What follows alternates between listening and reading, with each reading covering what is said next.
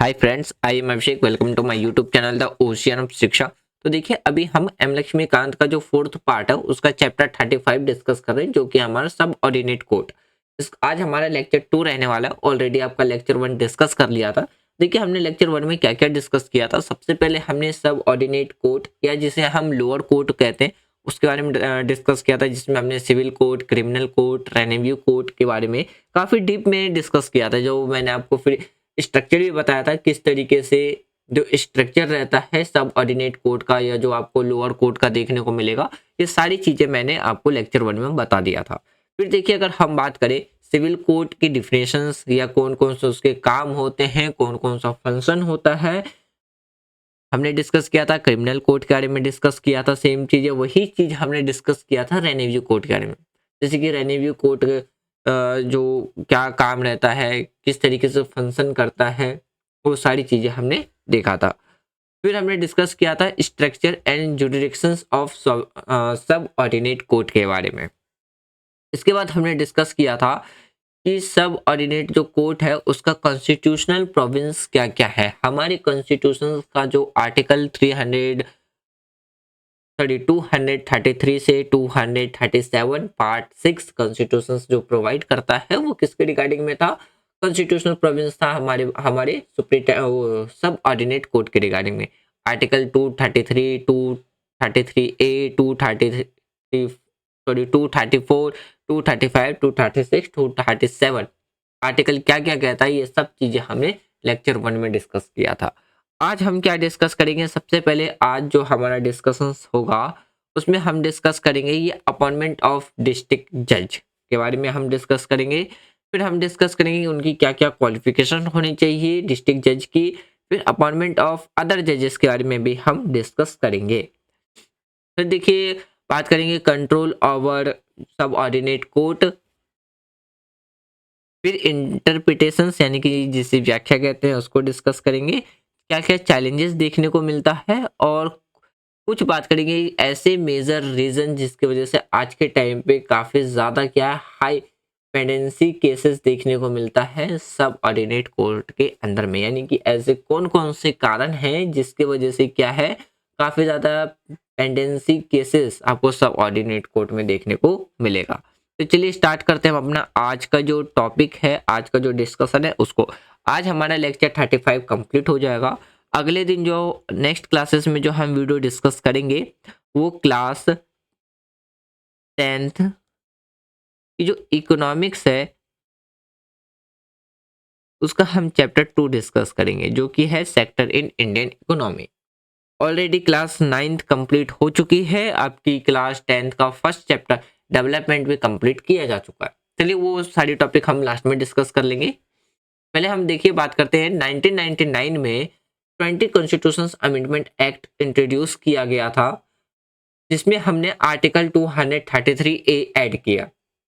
जिसके अंदर हम बात करते हैं इसमें क्या रखा गया, जिसमें पूर्ण व्यापी रूप से विशिष्ट जो डिस्ट्रिक्ट जज हैं की नियुक्ति और उनके द्वारा जारी किए गए फैसलों की क्या है उसमें पुष्टि की गई थी। देखिए, बात करते हैं अपॉइंटमेंट ऑफ डिस्ट्रिक्ट जज। देखिए, अगर हम डिस्ट्रिक्ट जज की बात करते हैं तो द जज of subordinate court are appointment by governor in consultations with the chief justice of high court and high court of the concrete state. देखिए, अगर हम डिस्ट्रिक्ट जज की अपॉइंटमेंट की बात करते हैं तो ये किसके द्वारा अपॉइंटमेंट किया जाता है? सबसे पहले याद रखिएगा गवर्नर के द्वारा। लेकिन गवर्नर अपने मन से अपॉइंटमेंट नहीं करता है, वो कंसल्ट होता है, एडवाइस लेता है, डिस्कस करता है हाई कोर्ट के चीफ जस्टिस के साथ। उसके बाद क्या है, गवर्नर अपॉइंट करता है किसको? डिस्ट्रिक्ट जज को। तो इस तरीके से डिस्ट्रिक्ट जज की क्या है अपॉइंटमेंट किया जाता है। देखिए, अगर हम क्वालिफिकेशंस की बात करते हैं, he should not already to be a service of central और स्टेट गवर्नमेंट। मतलब वह पहले से ही केंद्र या राज्य सरकार की सेवा में नहीं होना चाहिए। दूसरा, he should have been an advocate और अ प्लेडर फॉर 7 ईयर, यानी कि उसे 7 साल तक वकील या वकील रहना पड़ेगा। तब जाकर के क्या वो डिस्ट्रिक्ट कोर्ट का क्या है जज अपॉइंटमेंट किया जा सकता है। He should be recommended by the high court for appointment, यानी कि उन्हें नियुक्ति करने के लिए जो हाई कोर्ट है उससे कंसल्ट होना, यानी कि उनके रिकमेंडेशंस की रिक्वायरमेंट पड़ेगी, तब जाकर के क्या है एक पर्सन को हाई कोर्ट का जज घोषित किया जा सकता है। अगर देखिए अपॉइंटमेंट ऑफ अदर जजेस की बात करते हैं तो स्टेट की जो गवर्नर है वो रिस्पॉन्सिबल होते हैं अपॉइंटमेंट इंडिविजुअल, जैसे कि हम बात करते हैं इंक्लूडिंग किसके, डिस्ट्रिक्ट जज के। या हम स्टेट जुडिशियल सर्विसेज की बात करते हैं तो कंसल्टेशंस होना पड़ता है किसके द्वारा, स्टेट पब्लिक सर्विस कमिश्नर और हाई कोर्ट के साथ मिलकर के, यानी कि स्टेट पब्लिक सर्विस कमीशन जिसे हम क्या कहते हैं, हर एक स्टेट का क्या है आपको पब्लिक सर्विस कमीशन देखने को मिलेगा। फिर देखिए अगर हम बात करते हैं इसमें जो प्रैक्टिकल टर्म रहता है, state public service commission typically organise करता है एक कॉम्पिटिटिव एग्जाम, यानी कि जिस तरीके से आपका यूपीएससी यानी कि एक civil service examination central level पर एक कॉम्पिटिटिव एग्जाम कंडक्ट करता है जिसमें आईएएस आईपीएस निकलते हैं, ठीक उसी तरीके से हर एक स्टेट क्या करता है, public service commission competitive exam organise करता है जिसमें जितने अपनी रिक्वायरमेंट यानी कि जितने भी जो एम्प्लॉयज हैं उसकी रिक्वायरमेंट को फुलफिल करने के लिए एक एग्जाम कॉम्पिटिटिव एग्जाम कंडक्ट करता है जिसका नाम है public service commission, state public service commission आप देख सकते हो। तो इसके द्वारा ये क्या है, अदर जजेस जो भी क्वालिफाइड होकर के आते हैं उनको गवर्नर के द्वारा और स्टेट की चीफ स्टेट गवर्नमेंट के साथ कंसल्ट होकर क्या है उन्हें अपॉइंटमेंट किया जाता है। फिर देखिए अगर हम बात करते हैं कंट्रोल ओवर सब ऑर्डिनेट कोर्ट के बारे में, तो इसमें देखिए या जिसे आप कह सकते हो अधीनस्थ न्यायालयों पर नियंत्रण। देखिए हाई कोर्ट क्या करता है, प्रोसेस अथॉरिटी है एक स्टेट के अंदर में, यानी कि अगर हम स्टेट लेवल पे बात करें तो स्टेट लेवल पे जो सबसे बड़ा कोर्ट होता है उसे हम कहते हैं हाई कोर्ट। अगर हम ऑल ओवर सेंट्रल की बात कर ले तो जो सबसे बड़ा कोर्ट है वो है हमारा सुप्रीम कोर्ट। तो जो सब ऑर्डिनेट कोर्ट है इसको कौन कंट्रोल करके रखता है, किसके कंट्रोल में रहता है ये, तो हाई कोर्ट के कंट्रोल में आपको देखने को मिलेगा। यानी कि जो हाई कोर्ट है वो क्या है, सबसे एक पॉसेसिव यानी कि अथॉरिटी है जो कि किसके अंडर में जो किसके ऊपर अपना कंट्रोल रखता है, जितने भी जो ओवर डिस्ट्रिक्ट कोर्ट्स हैं या अदर सबऑर्डिनेट कोर्ट हैं इंक्लूडिंग जो मैनेजिंग मैटर है या appointment promotions leave for individuals within judicial services of state occupying positions subordinate to date of judicial justice, ये सारी चीजें किसके अंदर में रहती है, ये आपको हाई कोर्ट के अंदर ही आपको देखने को मिलेगा।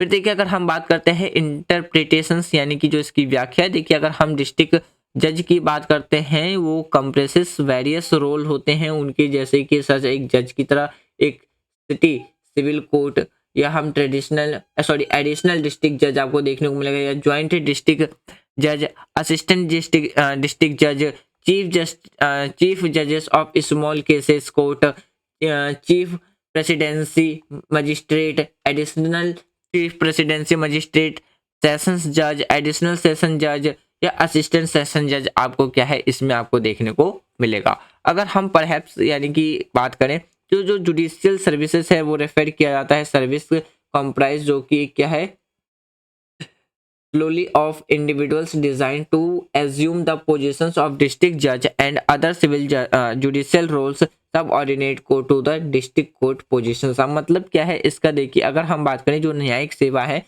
एक ऐसी सेवा को समर्थित करता है जिसमें केवल जिला न्यायाधीश की स्थिति और जिला न्यायाधीश की स्थिति अधीन अन्य नागरिक न्यायिक भूमिकाओं को संभालने के लिए नियमित व्याख्याएं उसमें क्या है शामिल, यानी कि नामांकित व्यक्ति क्या होता है उसमें शामिल होते हैं। देखिए अगर हम बात करते हैं applications of above provisions to central magistrate, यानी कि कुछ मजिस्ट्रेट पर क्या है उपयुक्त तो प्रावधान का भी क्या है लागू होना। जैसे बात करते हैं गवर्नर में direct above mentions province related to a person in the state judicial review could apply to any class और classes of magistrate in state, यानी कि राज्यपाल यह निर्देश दे सकता है कि राज्य न्यायिक सेवा की जो व्यक्तियों से संबंधित उपयुक्त प्रावधान राज्य की किसी भी वर्ग या वर्गों को के मजिस्ट्रेट पर क्या है लागू होंगे। तो ये आपको क्या देखने को मिलेगा, कुछ इंटरप्रिटेशंस देखने को मिलेगा। देखिए अगर हम चैलेंजेस की बात करते हैं तो हमारी कंट्री में जो ज़रूरत है आज के टाइम पे एड्रेस करना, जो भी इंफ्रास्ट्रक्चर डेवलपमेंट है कोर्ट का उस पर ज़्यादा फोकस करना। फिर देखिए अगर बात करते हैं जिला और यानी कि जो हमारे डिस्ट्रिक्ट है या जो सब ऑर्डिनेट कोर्ट है, वहाँ पे क्या है इंफ्रास्ट्रक्चर फैसिलिटीज डेवलप करने की ज़्यादा ज़रूरत पड़ जाती है। तो ये कुछ चैलेंजेस निकल करके आती है किसके लिए, जुडिशियल सिस्टम या significance contributing back backlog of cases. मतलब देखिए इसका जो मामले विलंबित होने में क्या महत्वपूर्ण योगदान भी दे सकती है। विशेष रूप से अगर हम बात करें जो आपका इंफ्रास्ट्रक्चर हो गया, पर्टिकुलर जो सबऑर्डिनेट कोर्ट के अंदर हो गया, या नेगलेक्ट फॉर एक्सटेंड पीरियड जो कि टाइम टू टाइम उसको एक्सटेंड बढ़ा दिया जाता है, इंटरवेटिव for both the central government और स्टेट गवर्नमेंट का जो आपको इंटरवेंट आपको देखने को मिलेगा।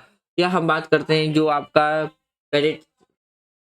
prioritize this as a critical area of the enhancing justice delivery. मतलब इसमें देखिए क्या है, केंद्र सरकार और राज्य सरकारों दोनों के लिए यह जरूरी है कि वे न्याय वितरण को बढ़ाने के लिए इसके महत्वपूर्ण क्षेत्र के रूप में भी क्या है इसे प्राथमिकता दे। या हम बात करते हैं जो डिफिशियंसी है जुडिशियल पर्सनल एट सब ऑर्डिनेट कोर्ट, वो आल्सो क्या हो, also a matter of congruent. मतलब क्या है इसका, देखिए जो हमारे सब ऑर्डिनेट कोर्ट है उसमें न्यायिक कर्मियों की जो कमी है उसके क्या करे, वो टाइम टू टाइम जांच करे, या जो एम्प्लॉयमेंट की जो रिक्वायरमेंट है उसको क्या करे, जल्दी से जल्दी फिल करे। तो मतलब एक तरीके से समझिए कि सब ऑर्डिनेट कोर्ट के अंदर आज के टाइम पे क्या है, जो एम्प्लॉयज की कमी है वो भी क्या है एक चैलेंजेस के रूप में देख सकते हैं। अब देखिए अगर बात करते हैं कुछ ऐसे रीजन भी हैं जो कि एक हाई पेंडेंसी के क्या है सब ऑर्डिनेट कोर्ट के ऊपर आपको देखने को मिलेगा। यानी कि बात कर लो जो सब ऑर्डिनेट कोर्ट है उसमें मामलों की अधिक संख्या में लंबित होने के कुछ और भी कारण है, जैसे कि पुअर जज पॉपुलेशन रेशियो, यानी कि खराब न्यायाधीश जनसंख्या। या बात कर लो आप जो भी प्रक्रिया है यानी कि जो भी प्रोसेस है या जो भी वकील है के हित के कारण क्या है लंबी और महंगी मुकदमेबाजी जो केसेस लड़े जाते हैं, या खराब infrastructure.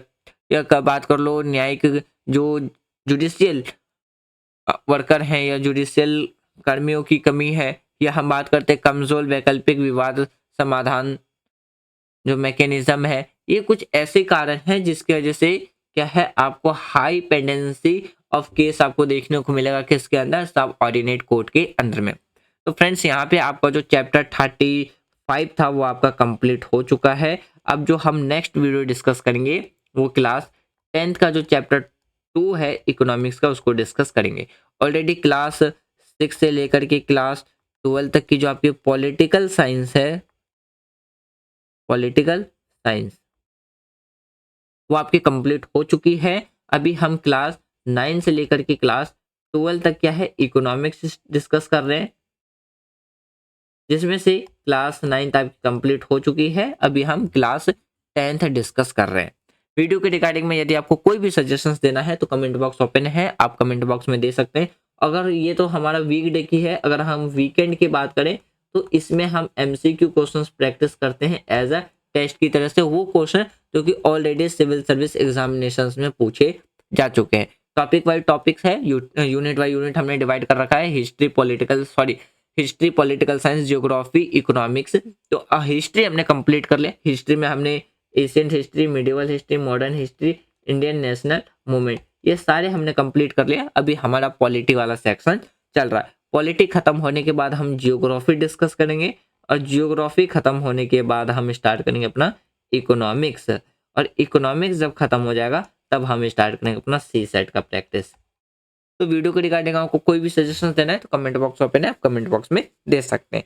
Thanks for watching friend, take care, जय हिंद। यदि वीडियो आपको पसंद आ रही है तो आप वीडियो ज़्यादा से ज़्यादा लाइक शेयर करें।